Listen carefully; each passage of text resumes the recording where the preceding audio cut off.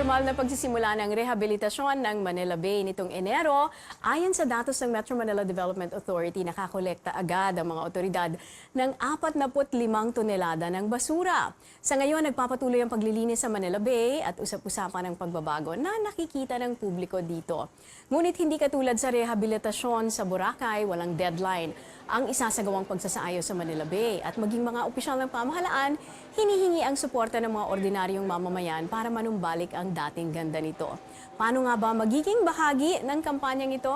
Panauhin natin ngayong umaga si MMDA spokesperson ASEC Celine Pialago. Magandang umaga sa iyo, Celine. Yes, ma'am. At saka po sa mga viewers po natin, magandang umaga po sa inyong lahat. So, naging viral itong video na maganda-ganda na at pwede nang tumambay dun sa... In fact, yung aming kasamahan na si James Deakin, kaninang umaga, nagpunta sa Manila Bay, ang tinignan niya nga kung ano ang sitwasyon nito. May amoy ba? Meron naman daw konti, pero maraming tao na namamasyal doon kaninang umaga. Or at least, tinitingnan ang sunrise, ang sunset, ganyan, how hopeful are you and how can the people help, no? Ma'am, umaasa ho talaga kami na yung kalinisan ng Manila Bay ay magtatagal. Alam mo kasi ma'am, ang Manila Bay po, 7 major waterways po yan, yung direkta hong nagdi-discharge sa Manila Bay. And with that 7 major waterways, 35 po dun yung estero. So ma'am, ang challenge, maintain natin at siguraduhin malinis yung source of problem. So yun dun ma'am pumapasok ang MMDA sa dredging ng mga esteros, cleanup drive sa mga esteros. Yung mga ordinaryong tao, ma'am, simple lang sana. Yung habang binibisita ho ninyo yung Manila Bay, nagkalat pa rin ho minsan, ma'am, yung mga pinag-inumang plastic cups, yung mga basura iniiwan nila. Yun lang, ma'am. Sana wag na ho natin gawin yun. Ito malaking diferensya sa ating, malaking twist no, sa ating nagiging ugali na ang tawag ng asawa ko dyan, parang if you don't see it, it doesn't exist. Yes, ma'am. Pero talagang kailangan baguhin natin yung ating ugaling yun, hindi lang sa Manila Bay, kahit saan. Hindi tayo basta-basta magtatapon. Yes, ma'am. Kaya ang MMDA po, nagtalaga kami ng mga sanitary enforcers namin. Kaya naman, ma'am, kagaya ho ng mga kalat sa kalsada, tagaligpit, tagapulot. Pero ma'am, as an ordinary citizen, the only thing that you can do, ma'am, and share is to cooperate. Oo. Yung simpleng kalat yung ma'am, enjoy the view, pero dalhin niyo ho yung kalat ninyo. Alam mo, habang tinitingnan natin, halimbawa, ang ating video sa Manila Bay, para siyang, para siyang Waikiki Beach sa Hawaii. Kung makikita mo, of course, it's still a stretch to say malinis ang Manila Bay. Hindi pa natin sinasabi yan dahil ang tubig doon, hindi pa rin ligtas kahit na siguro magtampisaw ka doon. Yes, hindi pa rin. That's still very dirty naman water. Po, dahil ma'am, sa 100 ml na tubig po ay makakakita tayo o nakatagpo ng 300 coliform level. Eh ma'am, pag sinabi mong 300, sobrang dami ho niyan. That includes human waste, lahat ho ng klase ng waste.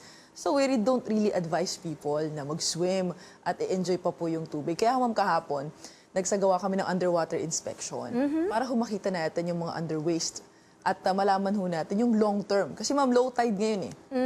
So lahat ho ng naiwang basura, mabilis nalilinis. Ma'am, pag habagat, bagyo, natapon ulit yung basura. So yun ho yung inaabangan natin. At yun po yung major na challenge na kailangan hong ma-maintain at maalagaan natin at hindi na ho mangyari. Nakakolekta kayo ng 45 tons of waste. Siguro just to give people an idea, 1 ton is 2,000 pounds, hindi ba? Isang maliit na kotse is about 1 ton. No? So 45 na ganun kabigat na basura ang nakolekta. Kung isang plastic na ganun yan, magaan lang yan. But ito ma'am, yung Manila Bay ho kasi, naka-8 truck ho kami dyan.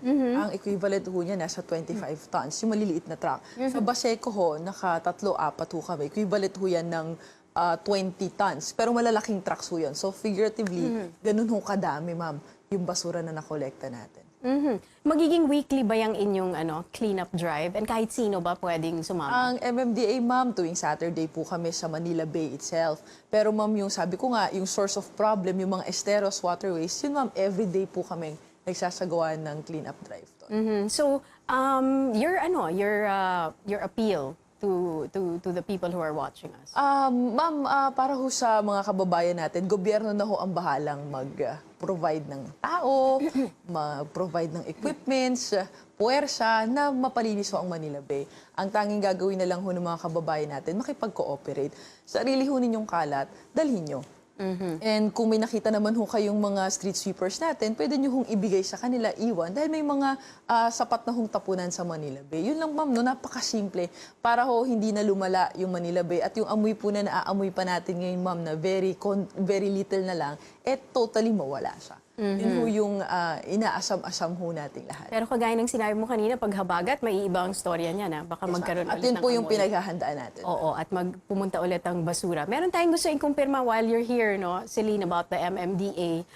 Merong napabalita na yung mga jaywalker ay magkakaroon na ng fine, ano? Bibigyan ng fine at saka magkakaroon na ng NBI hit kung sakaling maging violation nila yung jaywalking. Yes, ma'am. Kahapon ho, katatapos lang ho ng MMC at kasama ho sa napag-usapan, one of the resolution is to urge the Metro Manila to have this uniform ordinance. So, ma'am, existing naman yung fine. Pero ang gusto ho natin this time, bukod ho sa fine at saka ho sa community service, magkaroon ho ng lamat yung mga NBI records. Kasi ma'am, usually, sakit ng tao, hindi ho nila binabayaran yung fines nila. Kahit ho nakakatanggap sila ng summon. So, Okay. at least every 6 months, you have to renew your NBI clearance, lalo na ho kung kayo ay employed. At least wala ho kayong Isang choice. violation pa lang, pwede ka na magka-NBI Yes, hit? ma'am. Yun po sana yung target natin, ma'am. Aha. Okay. Okay. Maraming salamat, ASEC Celine Thank you, ma'am. Kialago ng MMDA spokesperson.